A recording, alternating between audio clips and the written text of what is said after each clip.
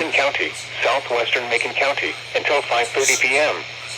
At 4:58 p.m., a severe thunderstorm was located near Blue Mound, or 12 miles southwest of Decatur, moving east at 25 miles per hour. Expected hazards include 60 miles per hour wind gusts and quarter-size hail. This is a radar-indicated threat. The following impacts are expected. Hail damage to vehicles is expected. Expect wind damage to roofs, siding, and trees. This severe thunderstorm will be near Decatur and Macon around 5:10 p.m. Other locations in the path of the severe thunderstorm include Mount Zion. This includes Interstate 72 between mile markers 125 and 146.